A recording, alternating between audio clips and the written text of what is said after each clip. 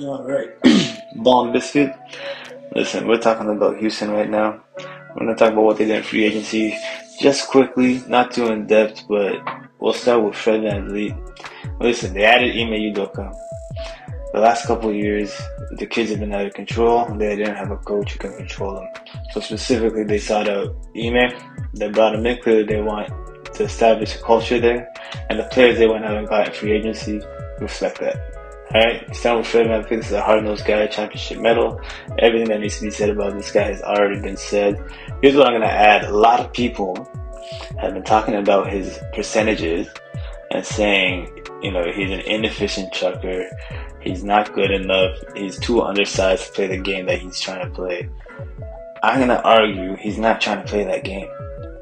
He played on a team with a bunch of people who can't shoot. And if any of you guys have ever been good at basketball and played pickup with a bunch of guys who aren't, you know that you can't pass it to these guys sometimes. If all they're going to do is shoot it, and when they shoot it, all they're going to do is miss it, you can't just pass it to these guys.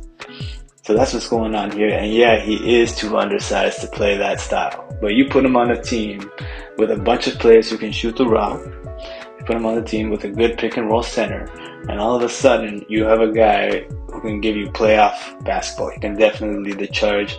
I see a guy who can do what Chris Paul did in OKC, to be honest.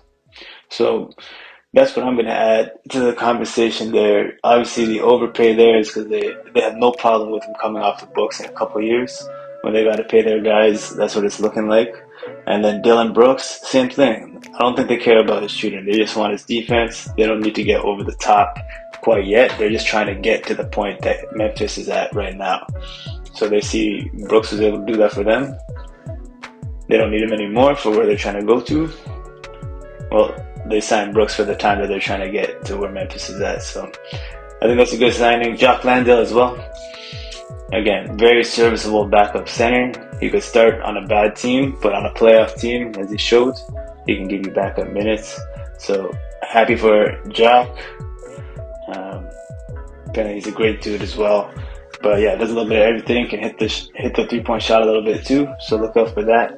And then Jeff Green, man, just came off a championship year, and he got minutes on that run. So expecting to get bigger minutes in Houston.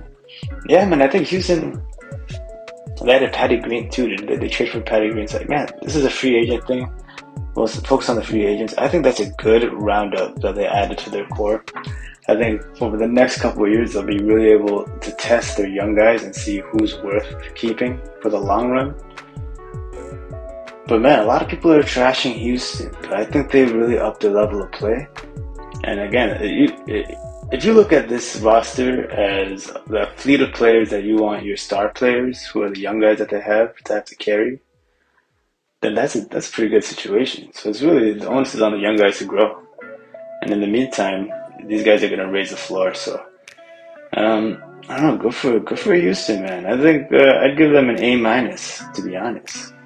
Especially if the financial stuff works out down the road, how they want it to.